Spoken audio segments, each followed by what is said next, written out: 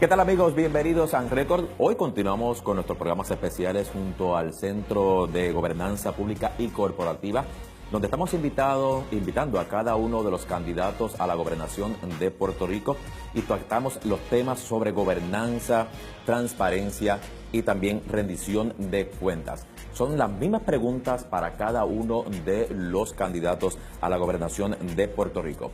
Hoy nos acompaña el candidato independiente a la gobernación de Puerto Rico, Manuel Sidre, para contestar estas preguntas sobre gobernanza. Y le damos las gracias por estar con nosotros. Bienvenido aquí en Record. Buenas tardes, Edu. Buenas tardes a ti y a todos los amigos de...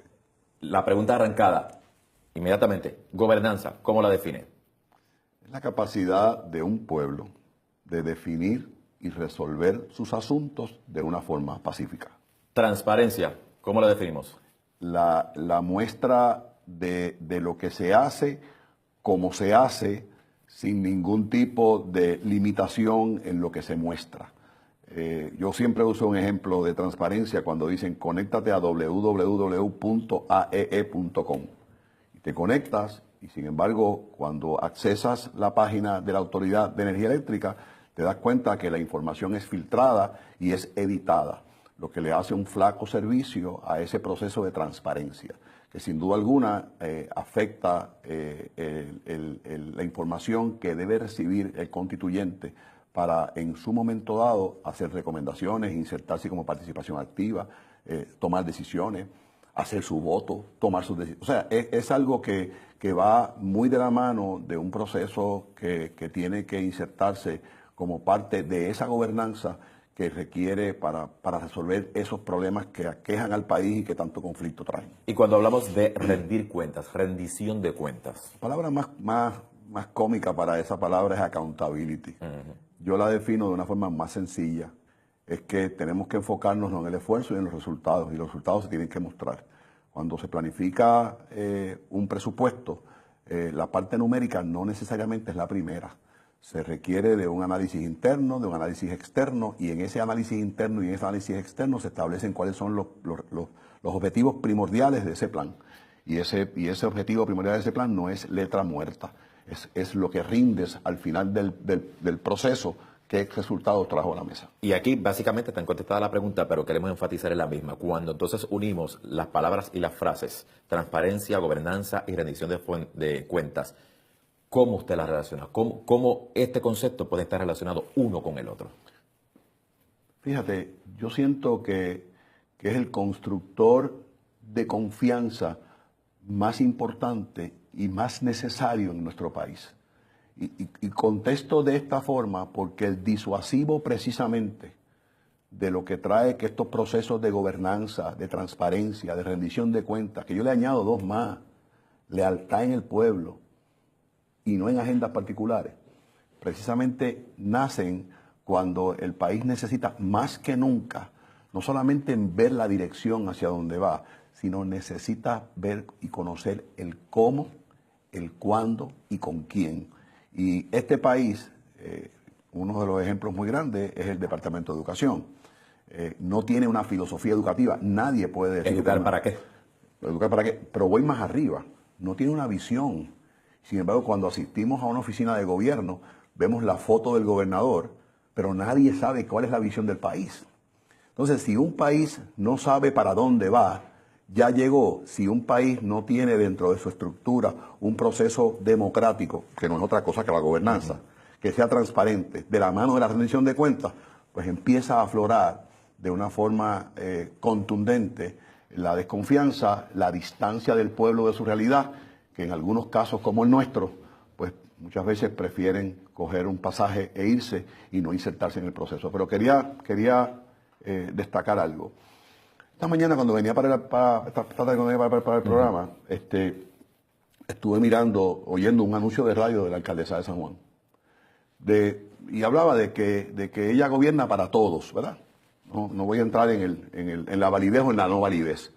Pero es un ejemplo de que siendo una figura muy importante dentro del Partido Popular, ¿por qué ese estilo de gobernar, que ella le puede llamar gobernanza, todavía le falta un poquito, pero bueno, le puede llamar gobernanza, ¿por qué ese estilo de gobernanza ella no convocó a otros alcaldes de su misma colectividad para insertarse todos en la misma dirección?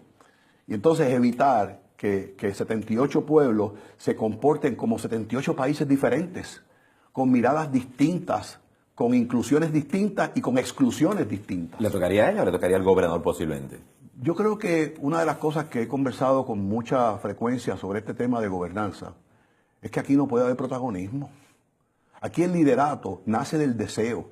Aquí hay gente muy capacitada, muy preparada, muy entregada a este tema, que todos los años recogen posibilidades y todos los años terminan diciendo, Dios mío, simplemente se quedó en la aspiración, pero no claudican, continúan luchando, y lo mismo ocurre con los municipios tienen que adquirir vida propia en esa dirección. O sea, una buena gobernanza sería 78 líderes de municipios a la par, como líderes. Una buena gobernanza sería un país que ponga a la gente al frente, que sea inclusivo, que resuelva sus problemas sin diferencias, y si las diferencias existen, que se convoquen y se resuelvan, pero que el protagonismo no sea la línea principal de la ejecución de cada uno de esos líderes.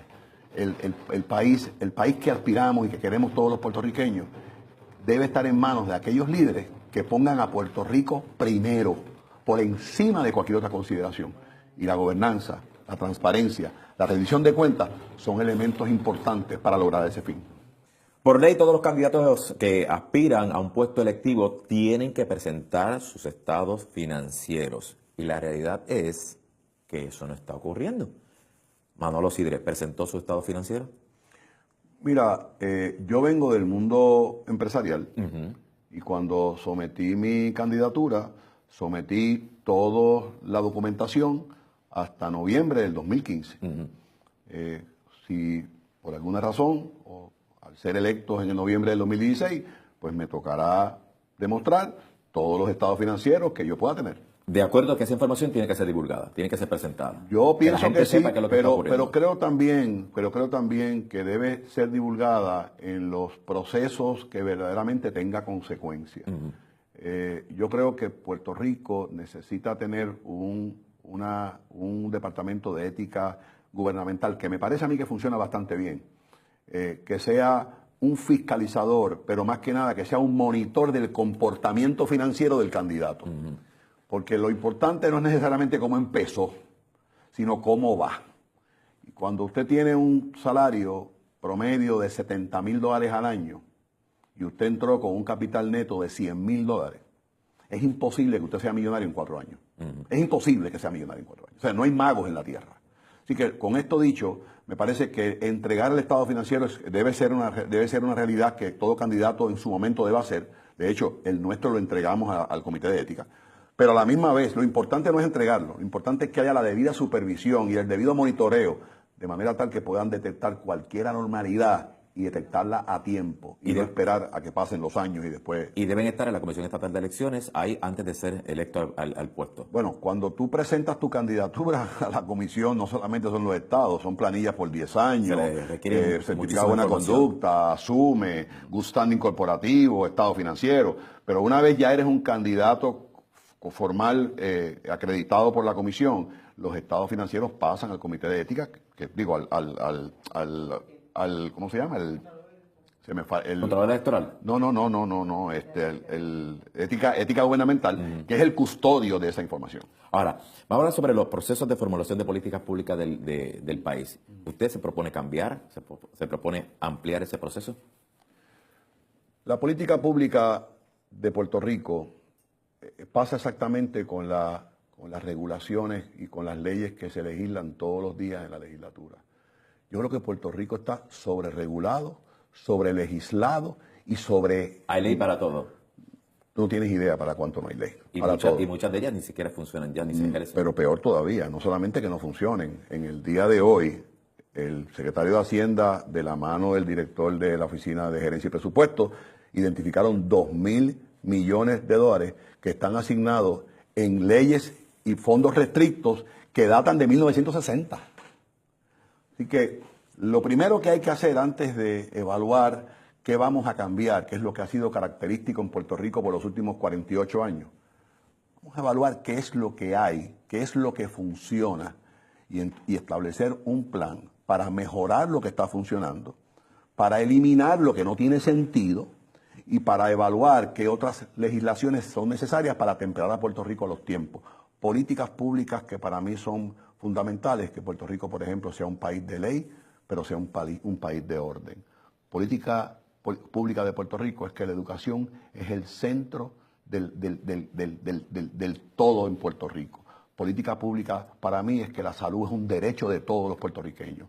Política pública para mí es un sistema educativo de primera. Política educativa para mí es verdaderamente ofrecer una calidad de vida que sea prioridad del gobierno que esté, de todos los gobiernos que vengan. Eso para mí son políticas públicas que hay que atemperarlas a los tiempos. Me queda un minuto de esta primera intervención. Le pregunto lo siguiente. Hay una opinión generalizada en el país de que no existe una transparencia y que eso se hace intencionalmente para favorecer quizás a uno por aquí, a uno por allá, o a alguna empresa en particular, o alguien en particular. ¿Está de acuerdo con esa opinión? Pero hay duda. Mira si el proceso de transparencia hoy por hoy es simplemente una decoración en algunos documentos, que por los últimos 4 años Puerto Rico tuvo insertado en sus más altas esferas de poder un corrupto del tamaño de Anaudi Hernández. ¿Y qué propone para corregir eso? Primero que todo, una ley anticorrupción, pero no simplemente una ley que responda al que sea corrupto, lo vamos a encasillar en un pleito, una ley que el que atente contra los fondos públicos del pueblo pague con lo que tiene, pero no que con lo que tiene, con todo lo que tiene. Que prácticamente antes de pensar en delinquir, piense que si lo hace va a perder lo que tiene y lo que va a tener. ¿Y las leyes actuales que existen no son suficientes? ¿O entiende que hay que hacer una ley que abarque todo lo demás y añada otros? Mientras el secretario de Justicia responde al gobernador, hace 22 años que no causamos un corrupto en Puerto Rico en el Departamento de Justicia local. Los últimos actos de corrupción, si no hubiese sido por el gobierno federal, no hubiesen salido a flote. Debemos entonces pensar en que el fiscal y la nominación de fiscales no debe estar en manos del gobernador, que deben de ser puestos que más allá de 4 años, que no se limiten simplemente a responder al gobernador de turno, que tal vez sean posiciones que sean elegibles o sean producto de algún tipo de foro electoral. ¿Está en su programa de gobierno, sí o no? Sí, señor. Vamos a regresar en breve con más información aquí, hablando sobre gobernanza, transparencia y rendición de cuentas con Manolo Sidre. Regresamos a seguir aquí en Record.